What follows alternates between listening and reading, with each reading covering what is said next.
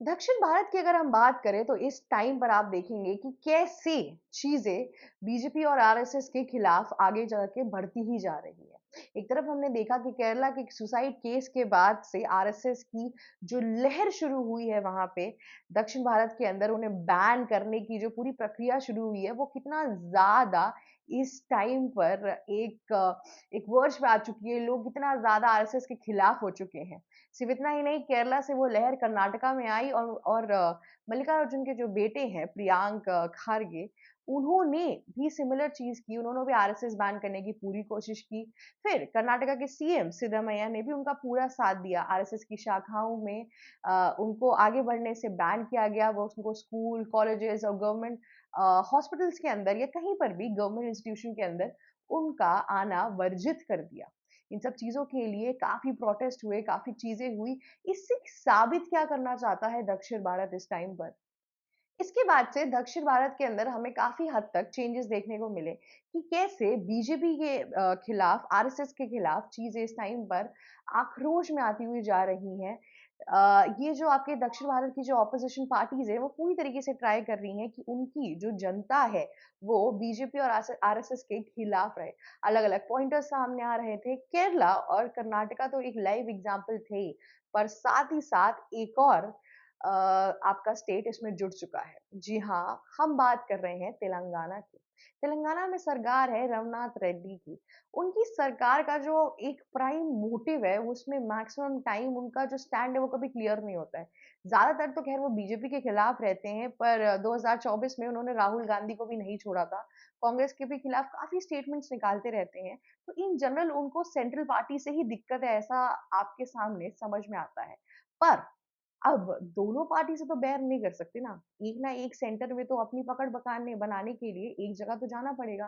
तो उन्होंने भी कांग्रेस का रास्ता चुन लिया और एक ऐसा स्टेटमेंट पास कर दिया जिसने देश के अंदर एकदम ही गुस्सा भर दिया, विद्रोह की भावना भर दी तेलंगाना के सीएम के लिए। इस टाइम पे सोशल मीडिया के अंदर एक लहर गूंज उठी है उनके इस स्टेटमेंट के बाद से, क्योंकि इस स्टेटमेंट ने सिर्फ और सिर्फ उनको बीजेपी का क्या कहते हैं एक बीजेपी की आलोचना करते हुए नहीं पाए गए हैं वो। उन्होंने देश पर बात कर दी है। उन्होंने टेररिज्म को हल्के में ले लिया है। उनका जो पूरा सीधा-सादा निशाना है, उसकी वजह से जो प्रॉब्लम आई है इस टाइम पे देश के अंदर, उस पर बात आ चुकी है। जी हाँ, रघुनाथ रेड्डी का ये स्टेटमेंट सबको हिला डाला है। उनका एक स्टेटमेंट आया जहाँ उन्होंने बोला कि पाकिस्तान और इंडिया के बीच में जो पूरी लड़ाई हुई उसमें इंडिया ने क्या किया? इंडिया ने तो पहले अटैक करना भी शुरू नहीं किया। इंडिया पीछे खड़ा रहा। पाकिस्तान ने हमें साइड किक कर दिया। आप ये वर्ड समझ रहे हैं? जिस तरीके का स्टेटमेंट वो यूज़ कर रहे हैं कि हमें साइड कर दिया, पाकिस्तान ने हमें कब साइड किया? ऐसा लग रहा था उनकी पूरी स्टेटमेंट सुनने के बाद से कि डोनाल्ड ट्रम्प ने अलग से आके उन्हें पैसे दिए हैं कि प्लीज़ आप ये सब चीज़ें बोलो। अब आप समझ रहे हैं कि अपने देश में अगर इतने तरीकों के विद्रोह होने लगेंगे, अपने देश के अंदर ही लोग दूसरे देशों की बात करने लगेंगे, उनकी बढ़ाई करने लगेंगे, अपने देश की इस तरीके से आलोचनाएँ करेंगे और ये बोलेंगे कि हम तो बस ऑपोज़िशन को बोल रहे थे, हम तो गवर्नमेंट ऑफ इंडिया के खिलाफ बात कर रहे थे। इससे क्या साबित हो जाता है? यहाँ पे राइटिस्ट, लेफ्टिस्ट और नेशनल जो पूरा क्राइटेरिया है, आइडियोलॉजी है, उससे परे है ये सब कुछ। ये जो गंदगी इस टाइम पे रघुनाथ रेड्डी ने दिखाई है, अपनी सोच की जो गंदगी इस टाइम पे दिखाई है, उससे पूरा देश शर्मलाल हो चुका है। ऐसे भी इंटरनेशनल मीडिया बहुत हद तक इंडिया की कमजोरियां निकालने में हमेशा ही लगा रहता है। बहुत सी बारी आपने देखा होगा कि वो ऐसे लोगों को खास कर पकड़ता है जो इंडिया के खिलाफ बोले। और इस पूरे वॉर में सबको पता है कि क्या हुआ। जब वॉर खत्म हुई तो साझेदारियों में खत्म हुई, आपस में इंडिया और पाकिस्तान ने बात की थी। ऐसा कुछ नहीं होता कि पाकिस्तान ने इंडिया को हरा डाला। ये तो वही बात हो गई कि आओ शहबाज शरीफ, हम दोनों भाई भाई हैं। ये जो देश विरोधियों जो उन्होंने किया इस टाइम पर रघुनाथ रेड्डी ने, ये एक तरीके का जो एक्ट है, इसके बाद से किस चीज पे भरोसा किया जाए? कहाँ जा रहा है दक्षिण भारत? किस तरफ ऑपोजिशन के चक्कर में जो वो नई नई नीतियां लेकर आ रहे हैं, नए नए स्टेटमेंट पास कर रहे हैं, इसकी वजह से सिर्फ उनको ही इशू नहीं हो रही है, आगे जाके और भी जगहों पे इश्यूज हो रही हैं। इन सब चीजों की वजह से इस टाइम पे दक्षिण भारत का जो पूरा स्टेटस है और जो चीजें हैं, ये एक बहुत हद तक जो पूरी पॉसिबिलिटीज हैं, ये बीजेपी के जो खिलाफ होती जा रही हैं, ये एक बहुत बड़ी दिक्कत है। दिक्कत सिर्फ अब बीजेपी के लिए नहीं रह गई है, ऑपोजिशन के लिए नहीं रह गई है, ये सब कुछ अब देश के खिलाफ जाता जा रहा है। उनका ये स्टेटमेंट सीधा-सीधा बताता है कि वो कैसे पाकिस्तान को इंडिया से ज़्यादा बलशाली बता रहे हैं। जिस तरीके की वो बात कर रहे हैं, वो इस टाइम पे कितनी खतरनाक है और पाकिस्तान हमारा बहुत बड़ा दुश्मन है और ये बात एक फैक्ट की बात है और जो पहलगाम में सब कुछ हुआ, वो एक टेररिस्ट अटैक था। उसके अंदर आपने पाकिस्तान को ही जिता दिया, इससे बेवकूफ़ी भरा तो एक डिसीजन या स्टेटमेंट हम एक इंडिया के लीडर से एक्सपेक्ट ही नहीं कर सकते और स्पेसिफिकली तेलंगाना जैसे एक बड़े स्टेट का अगर कोई चीफ मिनिस्टर ऐसा स्टेटमेंट देगा तो उसकी जनता क्या समझेगी, उसके लोग क्या समझेंगे, ये एक जो चीज हिट कर रही है इस टाइम पर, ये बहुत बड़ा क्वेश्चन होती जा रही है।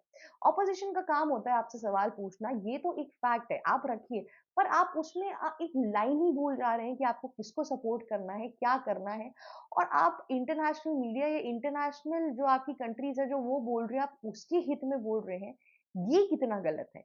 इसके खिलाफ जो आपको एक सवाल उठाना चाहिए, जिस हिसाब से बोलना चाहिए, वो कितना गलत है, इस पर हमारी सुई की आज घड़ी रुक जा रही है। रमना रेड्डी ने पहली बार ऐसा कुछ नहीं कहा है। इसके पहले उन्होंने ऐसे बहुत से स्टेटमेंट्स निकाले हैं, जहाँ पे उन्हें प्राइम मिनिस्टर नरेंद्र मोदी को बहुत ज़्यादा टारगेट किया है। उन्होंने बोला है कि प्राइम मिनिस्टर नरेंद्र मोदी की जो सरकार है, वो वॉर की सिचुएशन को हैंडल ही नहीं कर पाई। अगर इसी जगह पे इंदिरा गांधी की सरकार होती या राहुल गांधी होते, तो उन्होंने किस तरीके से वॉर की सिचुएशन को हैंडल करते, वो एक अलग ही एक एस्पेक्ट होता। उनका एक और स्टेटमेंट आया है जिस पे मुझे हँसी भी नहीं आ रही है, पर उन पे लालच सी आ रही है कि अगर एक चीफ मिनिस्टर ऐसी बात करेगा, तो बाकियों की तो आप बात ही छोड़ दीजिए। अब वो कहते हैं कि अगर राहुल गांधी अभी तक प्राइम मिनिस्टर होते, तो पीओके हमारे कब्जे में होता। जवाहरलाल नेहरू, इंदिरा गांधी, राजीव गांधी, आपके मनमोहन सिंह, इतने ढेर सारे प्राइम मिनिस्टर्स आप देखेंगे, सिर्फ और सिर्फ कांग्रेस के थे। क्या आप पीओके को वापस ला पाए? क्या उस टाइम आपके पास ये सवाल नहीं रहा? कांग्रेस जब से ये देश आजाद हुआ है, तब से राज कर रहा है इंडिया के ऊपर। तब से उनकी गवर्नमेंट सत्ता में आती जा रही है, आती जा रही है। तब तो आपके दिमाग में सवाल नहीं है, तब क्या हम पे अटैक्स नहीं हुए? क्या चाइना की चीजें नहीं हुई थी? क्या चाइना, कारगिल वॉर, ये सब जो सब कुछ हुआ हमारे साथ, ये सब आप भूल जाएंगे एक बार में। ये कैसा कैसा एक माइंडसेट है और स्टेटमेंट है, हम ये समझ ही नहीं पा रहे इस टाइम पर। जब क्या कहते हैं कारगिल की वॉर हुई थी, उस टाइम पर भी तो चीजें थी ना। लेकिन इस टाइम पे इंडिया ने जो पूरा नया अप्रोच लाया है, जिसमें इंडिया के सिविलियंस को इतना इफेक्ट नहीं हो रहा है, सिर्फ मिलिट्री आपस में लड़ रही है, क्या ये बेटर तरीका नहीं है? क्या ये चेंज का एक प्रतीक नहीं है? और आप इस तरीके से जो स्टेटमेंट पास कर रहे हैं नरेंद्र मोदी के लिए, आपकी कांग्रेस की जब सरकार थी इतने सालों तक, तब क्या पीओके हमारे पास आया? तब क्या जम्मू कश्मीर की जो प्रॉब्लम थी वो सॉल्व हुई? नरेंद्र मोदी की जब सरकार आई, तब 370 जो स्पेशल एक्ट था वो हटाया गया। उसके पहले तो कश्मीरी पंडितों के साथ जो कुछ भी हुआ, वो हम आज भी नहीं भूल सकते हैं। जब उनको वापस से वहाँ पे रखने की कोशिश की गई कश्मीर के अंदर, तो उनकी टारगेटेड किलिंग होने लगी। और आप कहते हैं कि चीज़ें बदल गई। इसके पहले तो चीज़ें और खतरनाक थी, टूरिज़्म रेट कितना लो था कश्मीर का। लेकिन अब अगर आप टूरिज़्म रेट का भी देखोगे, तो कितना हाई वर्ज पर है और रेड्डी साहब तो कुछ भी हवा में बोल के चले गए। हमें पीएम शहबाज शरीफ या डोनाल्ड ट्रंप जैसे लोगों की जरूरत ही नहीं है इंडिया को क्रिटिसाइज करने के लिए। हमारे ऑपोजिशन इनफ है, हमारे ऑपोजिशन ऐसे बहुत बड़ी स्टेटमेंट्स दे देते हैं जिसका कोई सर पैर ही नहीं है, जिसमें यूनिटी दिखती ही नहीं है। आप और सारे देशों में जाओ, और सारे देशों में ऑपोजिशन होते हैं, पर वो कभी भी देश के खिलाफ कुछ नहीं बोलते हैं। यहाँ पे उन्होंने बीजेपी को टारगेट नहीं किया, उनका जो मेजर टारगेट था वो इंडिया के खिलाफ हो गया। उनकी एक स्टेटमेंट की वजह से पाकिस्तान पल्ले में हमसे ऊपर हो गया और इंडिया नीचे हो गया। उन्होंने क्वेश्चन करना शुरू कर दिया कि पाकिस्तान के कितने ड्रोन्स गिराए गए थे, इंडिया के कितने राफेल के कहते हैं डिस्ट्रॉय किए गए थे, ये सब सवाल। अरे आपको ये सवाल रखने हैं तो आप रखिए, पर इसमें आप इतने हाईलाइट में क्यों आ रहे हैं? आप ग्लोबली ये मैसेज क्यों पहुंचा रहे हैं कि इंडिया तो हारा ही हुआ था, इंडिया ने एक प्रोजेक्शन रखी बस कि वो इस वॉर में जीत गया।